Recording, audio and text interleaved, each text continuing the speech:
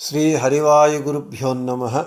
ಓಂ ವಂದೇ ವಿಷ್ಣುಂ ನಮಾಮಿ ಶ್ರಿಯಮಥ ಚ ಭುವಂ ಬ್ರಹ್ಮವಾಯೂ ಚ ವಂದೇ ಗಾಯತ್ರೀಂ ಭಾರತೀಂ ತಾಮಪಿ ಗರುಡಮನಂತಂ ಭಜೆ ರುದ್ರದೇವಂ ದೇವೀಂ ವಂದೇ ಸುಪರ್ಣಿ ಮಹಿಪತಿದಯಿತಾಂ ವಾರುಣೀಮಪ್ಯುಮಾಂ ತಾಂ ಇಂದ್ರಾದೀನ್ ಕಾಮಮುಖ್ಯಾನಪಿ ಸಕಲಸುರಾನ್ ತದ್ಗುರೂನ್ಮದ್ಗುರೂಂಶ್ಚ ಅಭ್ರಮಂ ಭಂಗರಹಿತಂ ಅಜಡಂ ವಿಮಲಂ ಸದಾ ಆನಂದತೀರ್ಥಮತುಲಂ ಭಜೆ ತಾಪತ್ರಯಾಪಹಂ.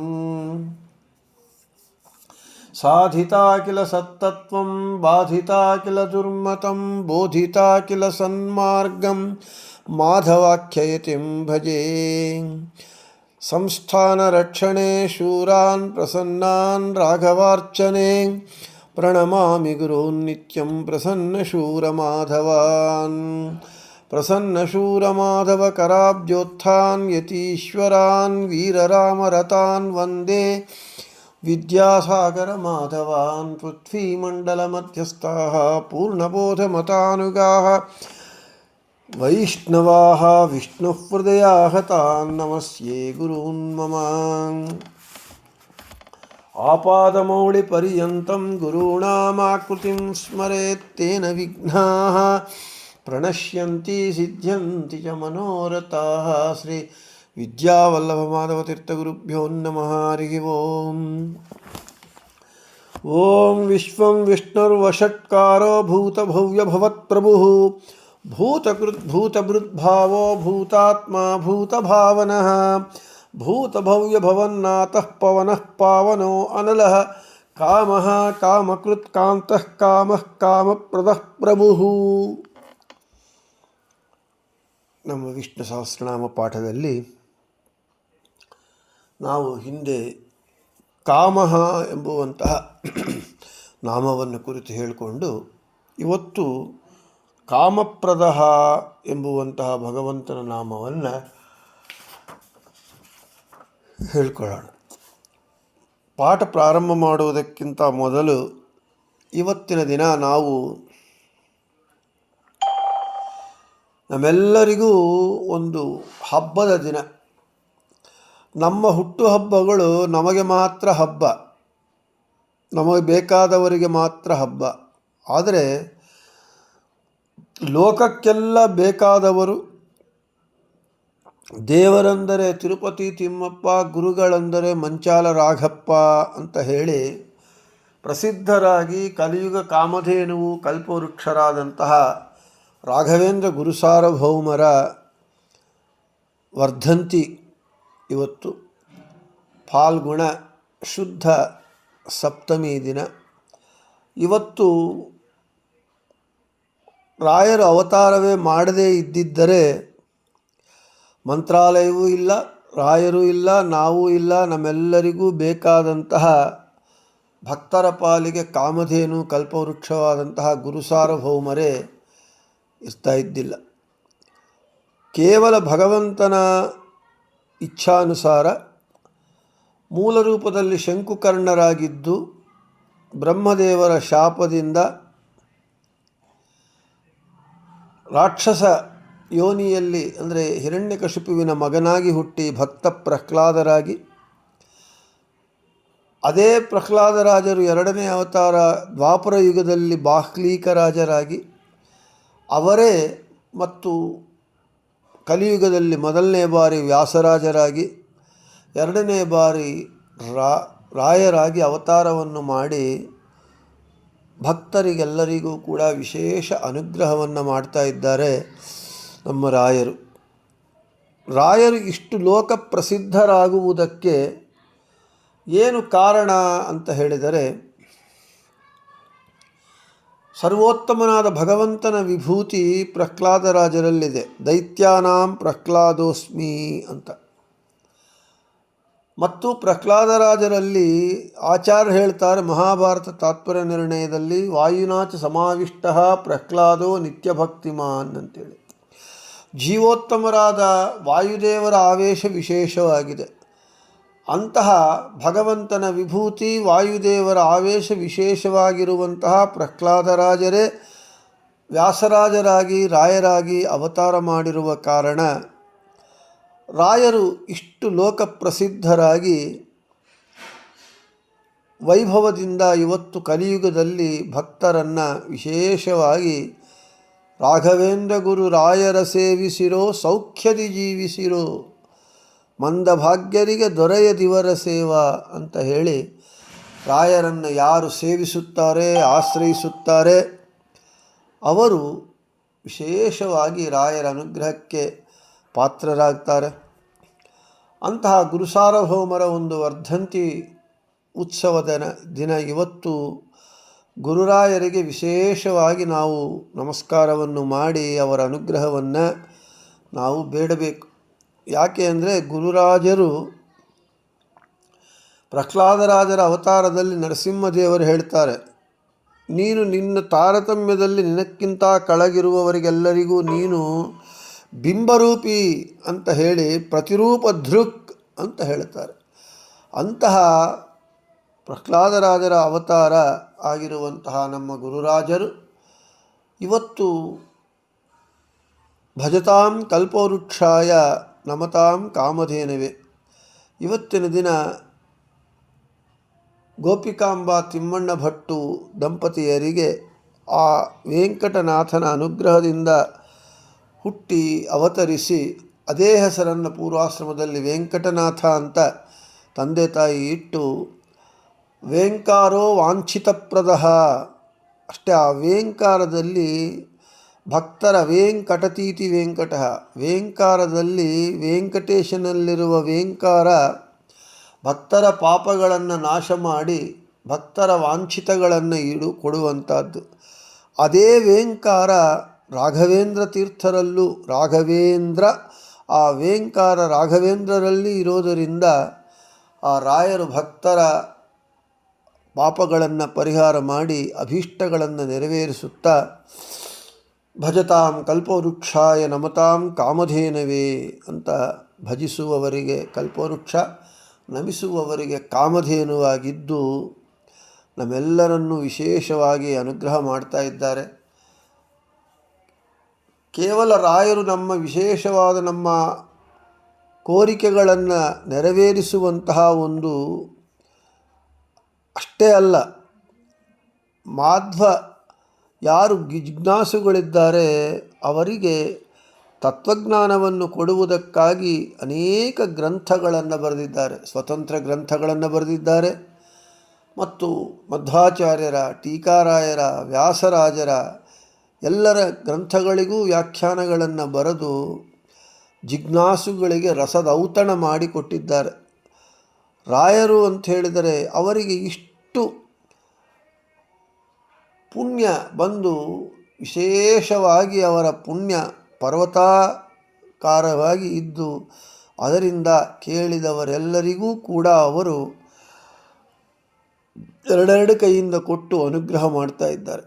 ರಾಯರ ಬಗ್ಗೆ ಹೇಳುವುದಕ್ಕೆ ಎಷ್ಟು ಅಂತ ಹೇಳುವುದು ಅಂದರೆ ಹೇಳುವುದಕ್ಕೆ ಸಾಧ್ಯವೇ ಆಗುವುದಿಲ್ಲ. ರಾಘವೇಂದ್ರ ವಿಜಯದಲ್ಲಿ ನಾರಾಯಣಾಚಾರ್ಯರು ಹೇಳ್ತಾರೆ, ಅಸ್ಮದ್ ಗುರುಣಾಮಾಧಿಕ್ಯಂ ಕವಿ ಕೋವಾನುವರ್ಣಯೇತ್ ತಥಾಪಿ ತತ್ಪ್ರಸಾದತಃ ಅಂತೇಳಿ.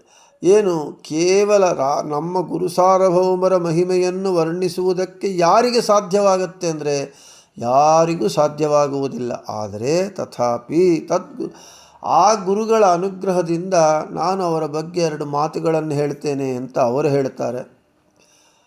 ಇನ್ನು ರಾಘವೇಂದ್ರ ವಿಜಯ ಅಂತ ಕನ್ನಡದಲ್ಲಿ ಭಾಮಿನಿ ಷಟ್ಪದಿಯಲ್ಲಿ ಗುರುಜಗನ್ನಾಥ ದಾಸರು ಬರೀತಾರೆ. ತೂಗೀರೆ ರಾಯರ ತೂಗೀರೆ ಗುರುಗಳ ಹಾಡು ಬರೆದಂಥ ಅವರು ಹೇಳ್ತಾರೆ, ರಾಘವೇಂದ್ರರ ವಿಜಯ ಪೇಳುವೆ ರಾಘವೇಂದ್ರರ ಕರುಣಬಲದಲ್ಲಿ ರಾಘವೇಂದ್ರರ ಭಕುತರಾದವರಿದನು ಆದರದಿ ಕೇಳುವುದು ವೇದ ಶಾಸ್ತ್ರ ಪುರಾಣ ಕಥೆಗಳ ನೋದಿ ಕೇಳಿದವನಲ್ಲ ತತ್ವದ ಹಾದಿ ತಿಳಿದವನಲ್ಲ ಬುಧಜನರ ಸಂಘ ಮೊದಲಿಲ್ಲ ಮೋದ ತೀರ್ಥ ಪದಾಬ್ಜ ಮಧುಕರರಾದ ರಾಘವೇಂದ್ರರ ಪಾದ ಪದ್ಮ ಪರಾಗ ಸ್ಪರ್ಶ ಲೇಷ ಮಾತ್ರದಲ್ಲಿ ಕೃತಿಯ ಮಾಡುವ ಶಕುತಿ ಪುಟ್ಟಿತು ಮತಿಯ ಮಾಂದ್ಯವು ತಾನೇ ಪೋಯಿತು ರಾಘವೇಂದ್ರರ ವಿಜಯ ಪೇಳುವೆ ರಾಘವೇಂದ್ರರ ಕರುಣಬಲದಲ್ಲಿ. ಇಂತಹ ಮಹಾನುಭಾವರೆಲ್ಲರೂ ರಾಯರ ಬಗ್ಗೆ ಹೇಳುವುದಕ್ಕೆ ಸಾಧ್ಯವಾಗುವುದಿಲ್ಲ.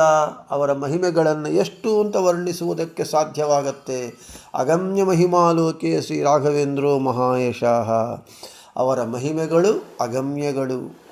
ಇಡೀ ಜೀವನವೆಲ್ಲ ನಾವು ರಾಯರ ಮಹಿಮೆಗಳನ್ನು ರಾಯರನ್ನು ಕುರಿತು ತಿಳ್ಕೊತಾ ಹೋದರೂ ನಮ್ಮ ಜೀವನ ಒಂದು ಸಾಕಾಗುವುದಿಲ್ಲ. ಅಂತಹ ಮಹಾನುಭಾವರು ದೇವಸ್ವಭಾವೋ ಅಯಂ. ದೇವಸ್ವಭಾವವುಳ್ಳವರು ಅಂದರೆ ಸಾಕ್ಷಾತ್ ದೇವತೆಗಳು ಅಂತ ಹೇಳ್ತಾ ಇದ್ದಾರೆ. ಅಷ್ಟೇ ಅಲ್ಲ, ಅಪೇಕ್ಷಿತ ಪ್ರದಾತಾನ್ಯೋ ರಾಘವೇಂದ್ರಾನ್ನ ವಿದ್ಯತೆ. ನಮ್ಮ ಅಪೇಕ್ಷಿತಗಳನ್ನು ತೀರಿಸುವುದರಲ್ಲಿ ರಾಘವೇಂದ್ರರಿಗೆ ಸಮರು ಇಲ್ಲ ಅಂತ ಹೇಳ್ತಾ ಇದ್ದಾರೆ. ಶ್ರೀ ರಾಘವೇಂದ್ರ ಸಕಲ ಪ್ರದಾತ. ಮತ್ತು ಓಂ ಶ್ರೀ ರಾಘವೇಂದ್ರಾಯ ನಮಃ ಇತ್ಯಷ್ಟಾಕ್ಷರ ಮಂತ್ರತಃ ಜಪಿತಾತ್ ಭಾವಿತಾತ್ ನಿತ್ಯಂ ಇಷ್ಟಾರ್ಥಾ ಸ್ಯುಃ ನ ಸಂಶಯ. ಓಂ ಶ್ರೀ ರಾಘವೇಂದ್ರಾಯ ನಮಃ ಎಂಬುವಂತಹ ಅಷ್ಟಾಕ್ಷರ ಮಂತ್ರವನ್ನು ಯಾರಾದರೆ ನಿತ್ಯವೂ 108 ಬಾರಿ ಜಪಿಸುತ್ತಾರೋ ಅವರ ಮನೋಭೀಷ್ಟಗಳು ನೆರವೇರುತ್ತದೆ ಎಂಬುದರಲ್ಲಿ ಸಂಶಯವಿಲ್ಲ. ಇವೆಲ್ಲವೂ ಅಕ್ಷರವೂ ಸತ್ಯ ಅಂತ ಹೇಳಿ ಅಪ್ಪಣಾಚಾರ್ಯರು ಮಾಡಿರುವ ಈ ಸ್ತೋತ್ರಕ್ಕೆ ರಾಯರು ಬೃಂದಾವನ ಪ್ರವೇಶವಾದ ನಂತರ ಅಭಯವನ್ನು ಕೊಡ್ತಾ ಇದ್ದಾರೆ, ಆಶ್ವಾಸನೆಯನ್ನು ನೀಡ್ತಾ ಇದ್ದಾರೆ. ಸಾಕ್ಷಿ ಹಯಾಸ್ಯೋತ್ರಹಿ ಅಂತ.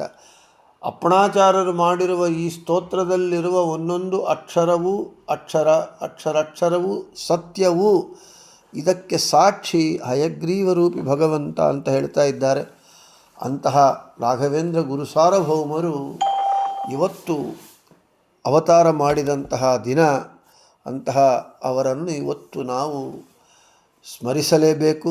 ಅವರ ಹುಟ್ಟುಹಬ್ಬ ಲೋಕಕ್ಕೆ ಹಬ್ಬ. ಅದಕ್ಕೆ ನೀವೆಲ್ಲರೂ ನೋಡಿರ್ತೀರಿ, ಒಂದು ಮಂತ್ರಾಲಯವೇ ಅಲ್ಲ, ಇಡೀ ಭಾರತ ದೇಶ 4 ದಿಕ್ಕುಗಳಲ್ಲಿ ರಾಯರ ವರ್ಧಂತಿ ಉತ್ಸವ, ಪಟ್ಟಾಭಿಷೇಕದಿಂದ ರಾಯರ ವರ್ಧಂತಿವರೆಗೂ ರಾಘವೇಂದ್ರ ವೈಭವೋತ್ಸವ ಅಂಥೇಳಿ ಇಡೀ ಭಾರತವೆಲ್ಲ ನಡೀತಾ ಇದೆ, ವಿದೇಶಗಳಲ್ಲಿ ನಡೀತಾ ಇದೆ. ಇಂತಹ ರಾಯರ ಮತಾನುಯಾಯಿಗಳಾಗಿ ನಾವು ಎಲ್ಲರೂ ಹುಟ್ಟಿರುವುದು, ನಾವೆಲ್ಲರೂ ರಾಯರ ಭಕ್ತರಾಗಿ ಹುಟ್ಟಿರುವುದು ನಮ್ಮೆಲ್ಲರ ಪೂರ್ವಜನ್ಮ ಸುಕೃತ. ಅಂತಹ ಕರುಣಾಳುಗಳಾದಂತಹ ರಾಘವೇಂದ್ರ ಗುರುಸಾರ್ವಭೌಮರು ನಮ್ಮೆಲ್ಲರಿಗೂ ನಾವು ಕೇಳಿದ್ದೆಲ್ಲ ಕೊಡ್ತಾನೇ ಇದ್ದಾರೆ. ಐಹಿಕ ಸಂಪತ್ತೇ ಅಲ್ಲದೆ ಐಹಿಕ ಸಂಪತ್ತಿನ ಜೊತೆಗೆ ನಮಗೆ ದೈವಿ ಸಂಪತ್ತಾದಂತಹ ಜ್ಞಾನ, ಭಕ್ತಿ, ವೈರಾಗ್ಯ ನಮ್ಮ ಗುರುಸಾರ್ವಭೌಮರು ನಮ್ಮೆಲ್ಲರಿಗೂ ಅನುಗ್ರಹಿಸಲಿ ಅಂತ ರಾಯರ ವರ್ಧಂತಿ ಉತ್ಸವ ದಿನದಂದು ಇವತ್ತು ಅವರನ್ನು ಪ್ರಾರ್ಥನೆ ಮಾಡಿ ನಮ್ಮ ವಿಷ್ಣು ಸಹಸ್ರನಾಮ ಪಾಠವನ್ನು ಪ್ರಾರಂಭ ಮಾಡೋಣ. ಕಾಮಪ್ರದಃ ಕಾಮಾನ್ ಭಕ್ತಾನಾಂ ಕಾಮ್ಯಾನ್ ಪ್ರಕರ್ಷೇಣ ದದಾತಿ ಇತಿ ಕಾಮಪ್ರದಃ. ಕಾಮಾನ್ ಭಕ್ತಾನಾಂ ಕಾಮ್ಯಾನ್ ಭಕ್ತರ ಕಾಮನೆಗಳನ್ನು ಪ್ರಕರ್ಷೇಣ ಚೆನ್ನಾಗಿ ದದಾತಿ ಕೊಡ್ತಾನಾದ ಕಾರಣ ಇವನು ಕಾಮಪ್ರದಃ ಅಂತ ಕರೆಯಲ್ಪಡ್ತಾ ಇದ್ದಾನೆ. ಭಕ್ತರ ಅಭಿಲಾಷೆಗಳನ್ನು ಯಾರು ಚೆನ್ನಾಗಿ ಕೊಡುವವರಲ್ಲಿ ಯಾರು ಶ್ರೇಷ್ಠರು ಅಂಥೇಳಿದರೆ ಭಗವಂತನೇ. ಅವನು ಭಕ್ತ ವತ್ಸಲನಾಗಿದ್ದಾನೆ. ಅವನು ಭಕ್ತರ ಅಭಿಲಾಷಿತಗಳನ್ನು ಚೆನ್ನಾಗಿ ಕೊಡ್ತಾನೆ. ಆದ ಕಾರಣ ಕಾಮಪ್ರದಃ. ಅಂತಹ ಪೂಜ್ಯಾಯ ರಾಘವೇಂದ್ರಾಯ ಸತ್ಯಧರ್ಮರತಾಯ ಚ ಭಜತಾಂ ಕಲ್ಪವೃಕ್ಷಾಯ ನಮತಾಂ ಕಾಮಧೇನವೇ. ಈ ಶ್ಲೋಕ ಎಲ್ಲರಿಗೂ ಬರುತ್ತೆ. ಈ ಶ್ಲೋಕದ ಯಾಕೆ ಅಂದರೆ ಇಲ್ಲಿ ಭಕ್ತರ ಅಭಿಲಷಿತಗಳನ್ನು ಕೊಡುವವನು ಭಗವಂತ ಕಾಮಪ್ರದಃ ಅಂತ ಕರೆಯಲ್ಪಡ್ತಾನೆ ಅಂತ ಹೇಳಿದರೆ, ಕಾಮಪ್ರದರು ನಮ್ಮ ರಾಯರು ಕೂಡ ಎಲ್ಲ ಭಕ್ತರು ಕೇಳಿದ್ದೆಲ್ಲ ಕೊಡ್ತಾ ಇದ್ದಾರೆ. ಇನ್ನು ಈ ಕಾಮಪ್ರದತ್ವ ರಾಯರಿಗೆ ಹೇಗೆ ಬಂತು? ರಾಯರು ಯಾಕೆ ಕಲಿಯುಗ ಕಾಮಧೇನುವು ಕಲ್ಪವೃಕ್ಷವಾಗಿದ್ದಾರೆ ಅಂದರೆ ಈ ಕಾಮಪ್ರದನ ಅನುಗ್ರಹದಿಂದಲೇ ಆಗಿದ್ದಾನೆ. ಕಾಮಪ್ರದ ನಾಮಕನಾದ ಭಗವಂತನ ಅನುಗ್ರಹದಿಂದ ರಾಯರು ಕಾಮಪ್ರದರಾಗಿದ್ದಾರೆ. ಇಲ್ಲಿ ಈ ಶ್ಲೋಕಕ್ಕೆ ಪೂಜ್ಯನೀಯರಾದ ರಾಘವೇಂದ್ರಾಯ ರಾಯರು ಸರಿ. ಸತ್ಯಧರ್ಮರತಾಯ ಚ ಇದು ಮುಖ್ಯ. ಸತ್ಯವನ್ನೇ ರಥವಾಗಿ ಸತ್ಯದಲ್ಲೇ ಸದಾ ರತಿಯುಳ್ಳವರು, ಸತ್ಯವನ್ನೇ ಮಾತನಾಡುವವರು, ಧರ್ಮವನ್ನೇ ಆಚರಿಸುವವರು, ಧರ್ಮದಲ್ಲೇ ರತಿಯುಳ್ಳವರು ಆದಂತಹ ಭಜಿಸುವವರಿಗೆ ಕಲ್ಪವೃಕ್ಷ, ನಮಿಸುವವರಿಗೆ ಕಾಮಧೇನುವು ಆಗಿರುವಂಥ ರಾಘವೇಂದ್ರಾಯ ರಾಯರಿಗೆ ನಮಸ್ಕಾರ ಅಂತ ಅಧ್ಯಾಹಾರ. ಆದರೆ ಇಲ್ಲಿ ಸತ್ಯವನ್ನೇ ಧರ್ಮವನ್ನೇ ಚಾಚೂ ತಪ್ಪದೆ ಆಚರಣೆ ಮಾಡುವವರು ಅಂತ ಅಷ್ಟೇ ಅರ್ಥ ಇಟ್ಕೊಂಡ್ರೆ ರಾಯರು ಕಾಮಪ್ರದರು, ಭಜಿಸುವವರಿಗೆ ಕಲ್ಪವೃಕ್ಷ, ನಮಿಸುವವರಿಗೆ ಕಾಮಧೇನುವು ಆಗಲಿಕ್ಕೆ ಸಾಧ್ಯವಲ್ಲ. ಅಲ್ಲಿ ಸತ್ಯಶಬ್ದವಾಚ್ಯನಾದ, ಧರ್ಮಶಬ್ದವಾಚ್ಯನಾದ ಭಗವಂತನಲ್ಲಿ ಸದಾ ರತಿಯುಳ್ಳವರಾದ್ದರಿಂದ, ಅಂದರೆ ರಾಯರು ಯಾವಾಗಲೂ ಭಗವಂತನಲ್ಲೇ ಮನಸ್ಸಿಟ್ಟಿರ್ತಾರೆ. ಅವರ ಒಂದು ಧ್ಯಾನ ಶ್ಲೋಕದಲ್ಲೂ ಅಷ್ಟೇ, ತಪ್ತಕಾಂಚನ ಸಂಕಾಶಂ ಅಕ್ಷಮಾಲಾ ಕಮಂಡಲಂ ದೌರ್ಭ್ಯಾಂ ದದಾನಂ ಕಾಷಾಯವಸನಂ ರಾಮಮಾನಸಂ. ತಮ್ಮ ಹೃದಯ ಕಮಲದಲ್ಲಿ ತಮ್ಮ ಉಪಾಸ್ಯ ಮೂರ್ತಿ ರಾಮದೇವರನ್ನು ಸದಾ ನಿಲ್ಲಿಸಿ ಧ್ಯಾನ ಮಾಡ್ತಾ ಇರ್ತಾರೆ. ಸಾಕ್ಷಿ ಹಯಾಸ್ಯೋತ್ರಹಿ ಅಂತ ಹೇಳಿದರು ಸ್ತೋತ್ರಕ್ಕೆ ಅಭಯವನ್ನು. ರಾಮದೇವರಲ್ಲ, ರಾಮದೇವರು ಸಾಕ್ಷಿ ಅಂತ ಹೇಳಬೇಕಾಗಿತ್ತಲ್ಲ, ಹಯಗ್ರೀವ ಅಂತ ಯಾಕೆ ಹೇಳಿದ್ರು ಅಂದರೆ ಆಗ ರಾಯರು ಬೃಂದಾವನದಲ್ಲಿ ಸಜೀವವಾಗಿ ಹಯಗ್ರೀವ ಮಂತ್ರವನ್ನು ಜಪ ಮಾಡ್ತಾಯಿದ್ರು. ಅದಕ್ಕೆ ಹಯಗ್ರೀವ ಸಾಕ್ಷಿ ಹಯಾಸ್ಯೋತ್ರಹಿ ಅಂತಂದರು. ಹಾಗೆ ಸತ್ಯಶಬ್ದವಾಚ್ಯನಾದ ವಾಚ್ಯನಾದ ಭಗವಂತನಲ್ಲಿ ಸದಾ ರತಿ ಉಳ್ಳವರಾದ ಕಾರಣ, ಭಗವಂತನಲ್ಲಿ ಸದಾ ಭಕ್ತಿ ಮಾಡುವವರಾದ ಕಾರಣ ರಾಯರು ಪೂಜ್ಯನೀಯರಾದರು. ಭಗವದ್ಭಕ್ತರು ಪೂಜ್ಯನೀಯರಾಗ್ತಾರೆ ಹೊರತು ಭಗವದ್ವೇಷಿಗಳು ಯಾರೂ ಪೂಜ್ಯನೀಯರಾಗುವುದಿಲ್ಲ. ದುರ್ಯೋಧನ, ರಾವಣಾಸುರ, ಹಿರಣ್ಯಕಶಿಪು, ಕುಂಭಕರ್ಣ ಇವರು ಯಾರೂ ಪೂಜ್ಯನೀಯರಲ್ಲ. ಯಾಕೆ? ಅವರೆಲ್ಲರೂ ಭಗವದ್ವೇಷಿಗಳು. ಕೇವಲ ಭಗವದ್ಭಕ್ತರು ಮಾತ್ರ ಪೂಜ್ಯನೀಯರಾಗ್ತಾರೆ. ಇನ್ನು ರಾಯರು ಎಂತಹ ಭಗವದ್ಭಕ್ತರು ಅಂದರೆ, ಯಾವ ವಾಯುದೇವರು ನಮಗೆ ನಿಶ್ಚಲವಾದ ನಿರ್ವ್ಯಾಜವಾದ ನಿರ್ನಿಮಿತ್ತವಾದ ಭಕ್ತಿಯನ್ನು ನಮಗೆ ಕೊಡು ಅಂಥೇಳಿ ಗೋವಿಂದೇ ದೇಹಿಮೇ ಭಕ್ತಿಂ ಅಂಥೇಳಿ ನಾವು ವಾಯುಸ್ತುತಿಯಲ್ಲಿ ಏನು ಕೇಳ್ತೇವೆ, ಅಂತಹ ವಾಯುದೇವರ ಆವೇಶ ವಿಶೇಷವಾಗಿ ರಾಯರಲ್ಲಿರೋದ ಕಾರಣ ಅವರಿಗೆ ಭಗವಂತನಲ್ಲಿ ಶಶ್ವದೇಕ ಪ್ರಕಾರವಾದ ಭಕ್ತಿ ಇದೆ. ಆ ಭಕ್ತಿಯಿಂದ ಭಗವಂತನ ಅನುಗ್ರಹವನ್ನು ಪಡೆದು ಆ ಕಾಮಪ್ರದ ನಾಮಕನಾದ ಸತ್ಯಶಬ್ದ ಧರ್ಮವಾಚ್ಯ ಶಬ್ದನಾದ ಕಾಮಪ್ರದ ಶಬ್ದವಾಚ್ಯನಾದ ಆ ಭಗವಂತನ ವಿಶೇಷ ಅನುಗ್ರಹದಿಂದ ರಾಯರು ಭಜಿಸುವವರಿಗೆ ಕಲ್ಪವೃಕ್ಷ, ನಮಿಸುವವರಿಗೆ ಕಾಮಧೇನುವು ಆದರು. ಆದ ಕಾರಣ ಕಾಮಪ್ರದರಾದರು. ಭಗವಂತನ ಅನುಗ್ರಹದಿಂದ ರಾಯರೇ ಕಲ್ಪವೃಕ್ಷ, ಕಾಮಧೇನುವು ಕೇಳಿದ್ದೆಲ್ಲ ಕೊಡುವ ಕಾಮಪ್ರದರಾದರೆ, ವಾಯುದೇವರಿಗೂ ಎಲ್ಲರಿಗೂ ಕೂಡ ಅನುಗ್ರಹ ಮಾಡುವಂತಹ, ಭಕ್ತರಿಗೆ ಅನುಗ್ರಹ ಮಾಡುವಂತಹ ಶಕ್ತಿ ಕೊಡುವ ಮುಖ್ಯವಾದ ನಮ್ಮ ಭಗವಂತ ಇನ್ನು ಕಾಮಪ್ರದ ಅಂತ ಯಾಕೆ ಕರೆಯಲ್ಪಡುವುದಿಲ್ಲ? ಯಾರ್ಯಾರು ಕಾಮಪ್ರದರು ಅಂತ ಲಕ್ಷ್ಮೀದೇವಿ ಮೊದಲುಕೊಂಡು ಬ್ರಹ್ಮವಾಯು ಗರುಡ ಶೇಷ ರುದ್ರ ಮಧ್ವಾಚಾರ್ಯ ಮೊದಲುಕೊಂಡು ರಾಯರವರಿಗೂ ಯಾರ್ಯಾರು ಹರಿವಾಯು ಗುರುಗಳಿದ್ದಾರೆ, ಭಕ್ತರ ಕೋರಿಕೆಗಳನ್ನೆಲ್ಲ ನೀಡುವವರು, ಅವರಿಗೆ ಆ ಕಾಮಪ್ರದತ್ವವನ್ನು ಅನುಗ್ರಹಿಸುವಂತಹ ನಮ್ಮ ಸ್ವಾಮಿ, ಸರ್ವೋತ್ತಮನಾದ ನಮ್ಮ ಸ್ವಾಮಿ ನಿಜವಾದ ಕಾಮಪ್ರದನು. ಆದ ಕಾರಣ ಭಗವಂತನಿಗೆ ಭಕ್ತರ ಅಭಿಲಷಿತಗಳನ್ನು ಈಡೇರಿಸ್ತಾನೆ, ಅನುಗ್ರಹ ಮಾಡ್ತಾನೆ. ಆದ ಕಾರಣ ಭಗವಂತನಿಗೆ ಕಾಮಪ್ರದ ಅಂತ ಹೆಸರು. ಇನ್ನು ನಾನು ಈಗಲೇ ಹೇಳಿದೆ ಪ್ರಹ್ಲಾದರ ವಿಷಯ, ಅದೇ ಇಲ್ಲಿ ಬಂತು. ಕಾಮರೂಪೋಸ್ಮ್ಯಹಂ ನೃಣಾಂ ಅಂತ ಹೇಳ್ತಾ ಇದ್ದಾರೆ.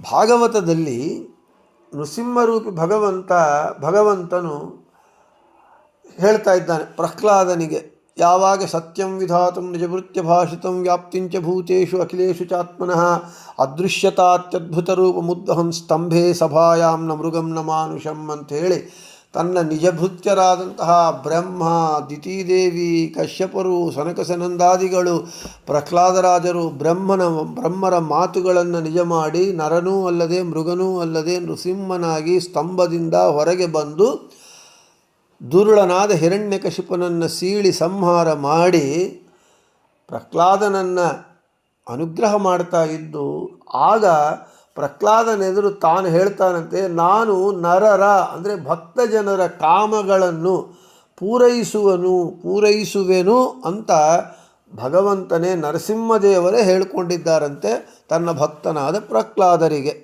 ಪ್ರಹ್ಲಾದ್ ಅರ್ಥಾತ್ ವ್ಯಾಸರಾಜರು ರಾಯರು. ಕಾಮರೂಪೋಸ್ಮ್ಯಹಂ ನೃಣಾಂ, ಭಕ್ತ ಜನರ ಕಾಮಗಳನ್ನು ಬೈಕೆಗಳನ್ನು ನಾನು ಪೂರೈಸುತ್ತೇನೆ ಅಂತ ಸಾಕ್ಷಾತ್ ಲಕ್ಷ್ಮೀ ನರಸಿಂಹದೇವರೇ ಹೇಳಿದ್ದಾರೆ. ಆದ ಕಾರಣ ಅವನಿಗೆ ಕಾಮಪ್ರದ ಅಂತ ಹೆಸರು. ಇನ್ನು